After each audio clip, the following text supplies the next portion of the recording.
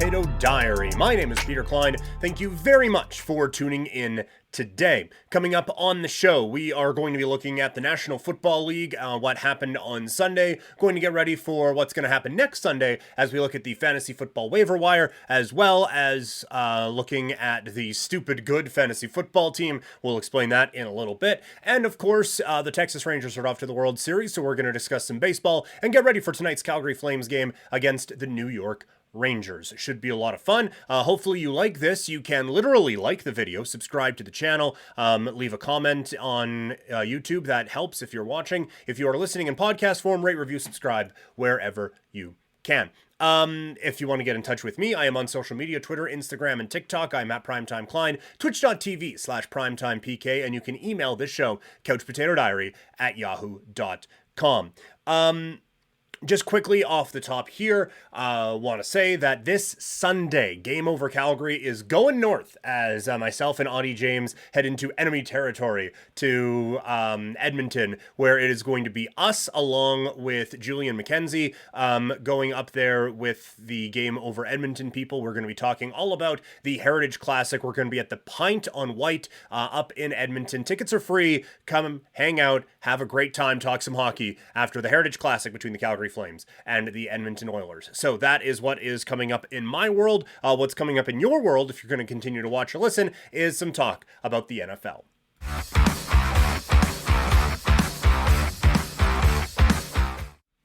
All right, let's get into the NFL discussion here. The Buffalo Bills, Detroit Lions, and Cleveland Browns. What do they have in common? Frauds. All of them. All frauds. We're going to get into it. We're not going to go game by game or anything, but just a few teams this week really showed who they truly are, I feel like. And we'll begin with the Bills, who drop just an abysmal game to the New England Patriots. A wretched loss, and there isn't one unit that can go into the locker room and be like, oh man, I can't believe you guys, blah, blah, blah, blah, blah, blah. The offense dropped the ball, literally and figuratively, I suppose, and defensively, they dropped the ball as well. This was a full team effort of suckage for the Buffalo Bills that led to this loss against the New England Patriots, and I have kind of been holding on to this for a bit. I can't anymore. That you cannot convince me, unless some major things change, that this is a legitimate Super Bowl contender, or even a team to contend to go to the Super Bowl. There's just too many flaws, and we have seen too many times when this team has a chance to have a level up game, or just not completely fuck it up. They somehow find a way to completely fuck it up. Offensively, this team was simply not good enough against the New England Patriots defense that is a little bit banged up coming into this one. Yes, Bill Belichick, still one of the great coaches of all time, although it's been a bit of a rough go, but not against Buffalo, apparently. Just a dreadful showing on offense. Stephon Diggs can't be the only one. They have to go out and address this. Gabriel Davis isn't it. Dalton Kincaid had a nice game. Dawson Knox gets a big catch in the end zone late, but this is a team that is lacking at least one, probably two weapons heading towards the trade deadline. They have for too long just assumed that Josh Allen and Stephon Diggs can be the connection that leads this team to the Super Bowl, and we have just seen time and time again that this offense is not good enough to get this team into that elite level. They can get close. For sure they can get close. If you just want to get close, then fine. Stick with what you're doing. But this team has not been good enough on offense. Defensively, there's been obvious injuries, but there has been no effort to replace them, and it showed. You should not have that much issue with this Mac Jones offense. There are not the weapons on offense for the Patriots that should be giving you the kinds of problems that New England had. They just marched right down the field to win that game on Sunday against that Buffalo defense. So offensively and defensively, there are pieces missing before we can once again consider this a Super Bowl contender. And when you look at kind of the makeup of this team, if they're not blowing teams out, they're losing these games, right? Any close game they have been in this season, they have lost, with the exception of a game against a Giants team that had one win that they probably should have lost if the officiating was actually on the ball for that game. anytime over the last few years this team isn't blowing other teams out, it's been an L. Close playoff game, just happened to go the other way. This isn't all on Josh Allen, because I know a lot of teams will link the two. Defensively, they had to get a stop with 13 seconds left against Kansas City, famously in a playoff game. Couldn't do it. This week, all you had to do was stop one of the worst offenses in the league and you come away with a W. Couldn't do it. This team's defense, time and time again, lets them down in big spots. And look, Josh Allen's not perfect in big spots either. He struggled week 1 against the Jets. But this has been a big problem now for a few years. And once again, we have all been duped into believing that the Buffalo Bills are an actual Super Bowl contender. Moving to the Detroit Lions. Hate to say I told you so. And look, the Lions are a good team. There is no denying that. I don't think that this is just a team full of bums that is going on and just somehow scratching out these games. This is a good team. But I'm going to need you to beat another good team before I'm starting to believe that you're a Super Bowl contender. Because that's where they have been. That is the area that a lot of people have been putting them in. Is this the best team in the NFC? Nope. Maybe the fourth. It's been great that the Lions have been able to go out there and beat Tampa Bay, Carolina, Green Bay, and Atlanta. Now, the win on opening night, that's a real win. I will 100% grant that to you. But I'm going to need more than one real win in a season for you to be a Super Bowl contender. So all this hype about Detroit, yes, they're improved. Yes, it's weird to see the Lions be good.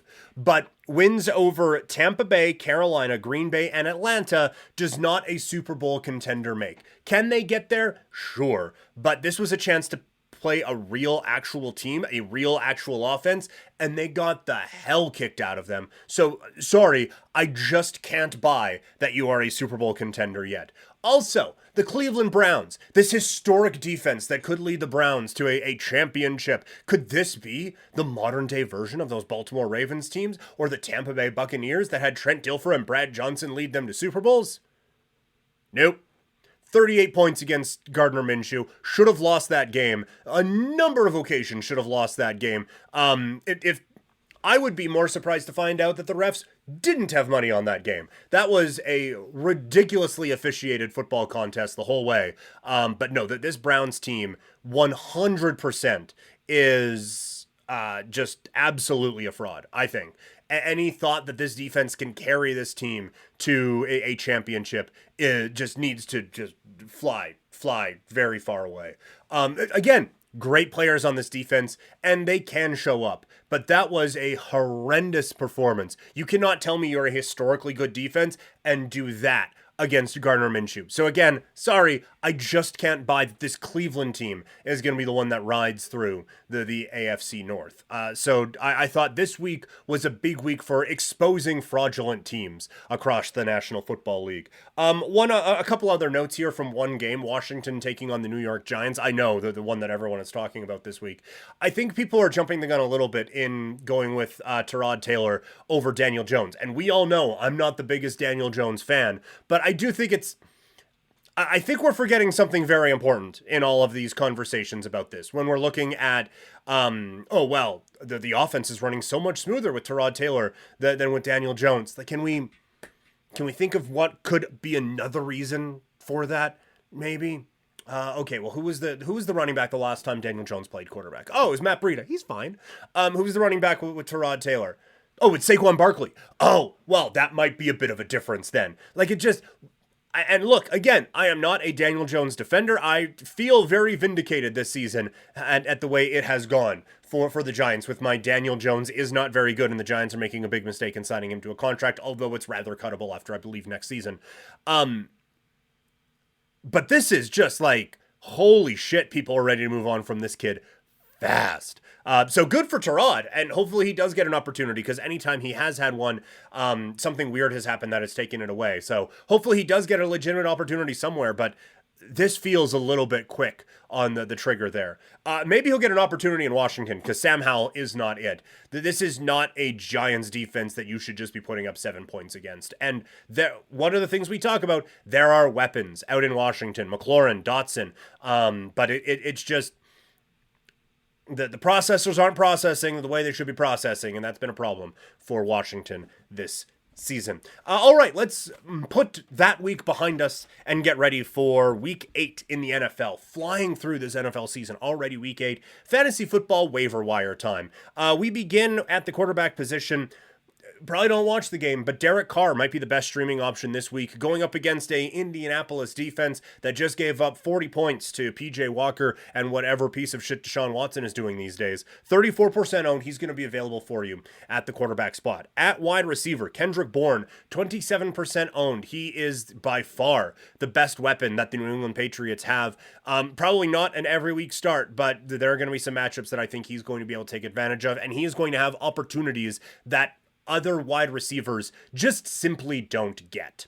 Also at wide receiver, Jaden Reed. This team targets this kid in the end zone. He got a touchdown this week for the Green Bay Packers. The target numbers aren't going to be huge, and he's going to be touchdown reliant, but for whatever reason, he is their red zone guy out in Green Bay. So if you're desperate for someone, I think Jaden Reed is a pretty good way to go. At running back, me and everyone are going to have Darrell Henderson on their waiver wire list this week. He is 25% owned. He seems like the back with the LA Rams. He is going to be a guy who, He is going to be a guy that I think this team leans on in the running game a little bit more going forward, even when everyone's healthy. Devin Singletary might be the starting running back in Houston, and he's only 15% owned. Either way, he's getting more opportunities each week, so he is someone who I think should be owned much higher than 15%. And, look at this. Amari DeMercado is back, as he got the boatload of the work this week out in Arizona. You're probably going to lose your mind guessing along with how things are going in Arizona until James Conner gets back, but not often do guys who put up those numbers in a week become available on the waiver wire. So DeMercado is a pretty good look, I think, for fantasy football teams this week. At tight end, it is Taysom Hill, 11% owned. He has been more and more included in this offense each and every week. And so I think New Orleans, again, going into a pretty good matchup against the Indianapolis Colts, could be a very solid starting candidate for them this week. And defensively, they've been playing a little bit better. It's Houston going up against Carolina offense that has really struggled with Bryce Young at the helm. So that is the fantasy football waiver wire watch for this week. Now, fantasy football can be really, really frustrating at times, especially when players who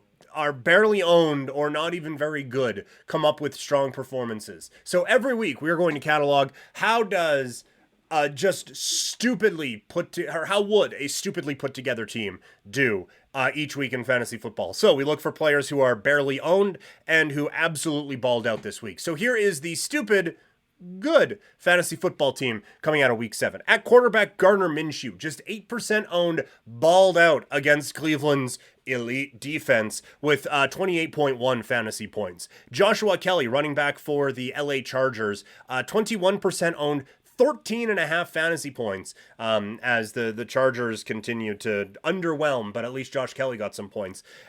Also at running back, Amari DeMercado, 14% owned, 7.5 fantasy points. Wide receiver, the revolving door of, that guy's still in the league with the Kansas City Chiefs, MVS, 3% owned, 14.4 fantasy points. This week's who is Jake Bobo with 0% owned, put up 12.1 fantasy points. At tight end, it's Taysom Hill. We talked about it before, 11% owned, 12.8 fantasy points. A huge day for the quarterback turned tight end. At flex, Jalen Hyatt for the New York Giants, 7.5 fantasy points. On defense, the Chicago Bears, one of the worst defenses in the league, comes away with 17 fantasy points. And for the second week in a row, Dustin Hopkins, barely owned, but a monster week with 22 fantasy points. So this team, where Joshua Kelly is the standout in terms of ownership rating, 134.9 fantasy points. Make it make sense. You simply cannot.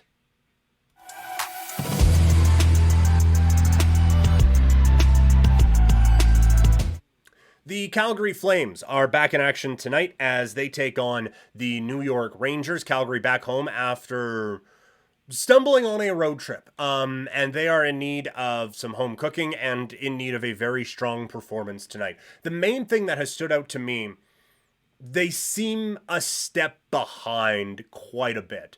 Now, Detroit's going to do that to a lot of teams, but even against Columbus, they were really, really, really struggling. It felt like they were kind of behind for a bit. They came out second and third period and really started to control things. But there were some times in those games where they felt like they were kind of a step behind. So they feel kind of on the below average aspect of speed in the NHL. And it's not just like whipping up and down the ice fast as you can.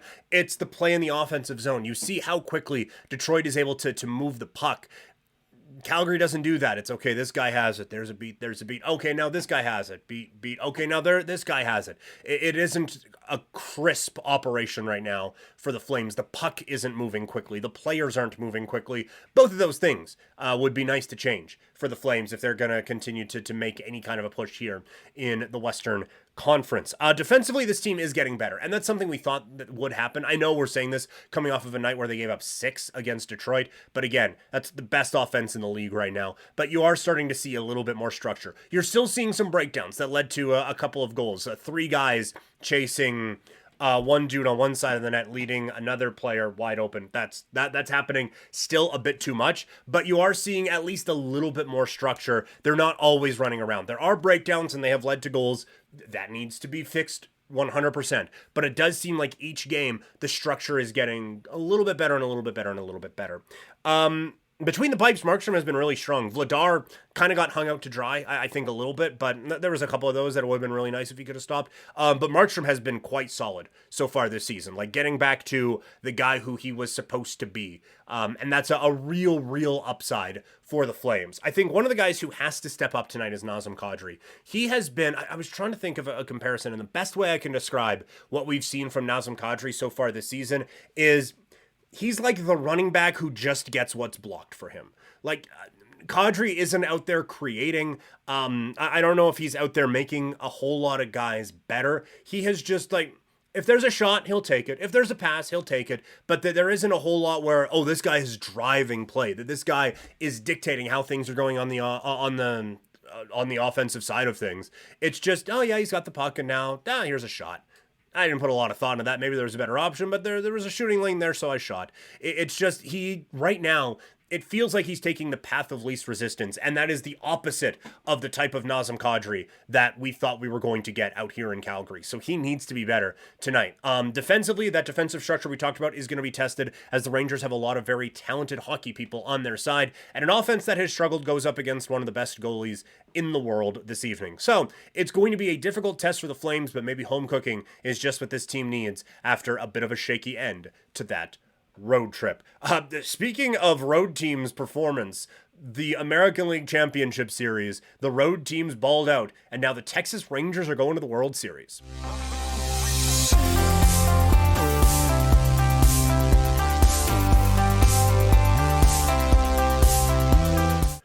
For the third time in franchise history, the Texas Rangers are off to the World Series as they win the American League Championship Series with a final of 11-4.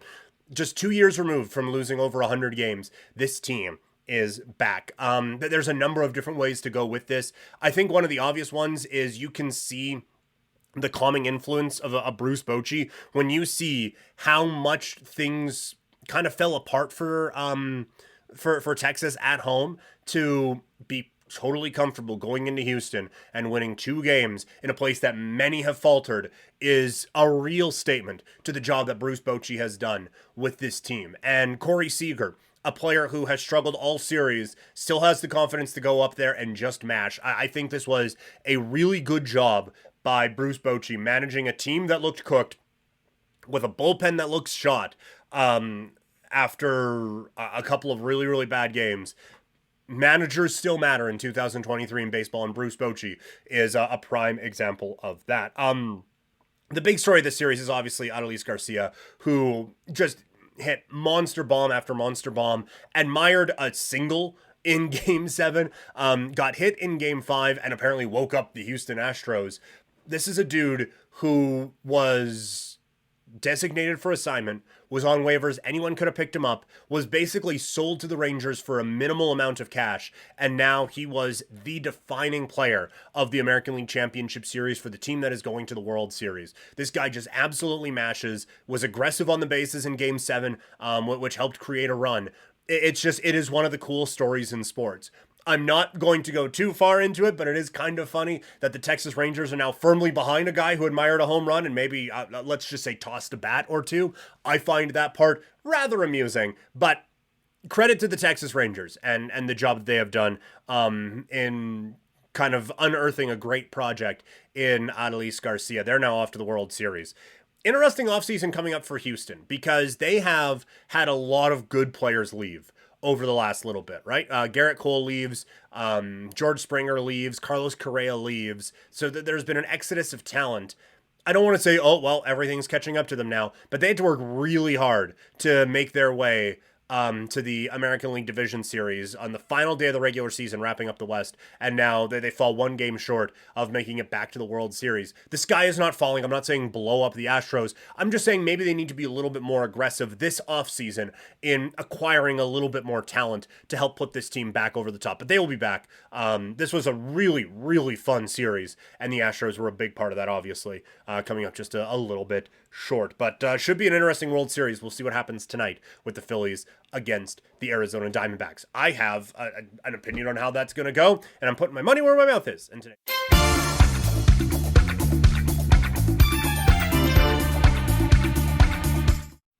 cut myself off there. All right, we will start. Let's start with the baseball. The Philadelphia Phillies. I have them winning Game 7 of the NLCS against Arizona tonight. They are favored by a run and a half. Arizona, that's a big win, obviously, last night, keeping their season alive in Philadelphia. But I just think the first ever Game 7 in Phillies history, and this crowd is going to be going absolutely bananas. I just don't think they can win back-to-back games out in Philly. So I think the Phillies get the job done here, and they wrap this series up tonight with a win here in Game 7. I'm going Phillies minus a run and a half. We're going to go to the NBA. The season starts tonight. Golden State on the money line, minus 139 against the Phoenix Suns. Don't love the return on the investment there, but I still think that it's a pretty strong play, Golden State, to win straight up against Phoenix. And a couple from the NHL tonight. Buffalo straight up against the Ottawa Senators. I like Sabres plus 165. I think they're starting to come on a little bit.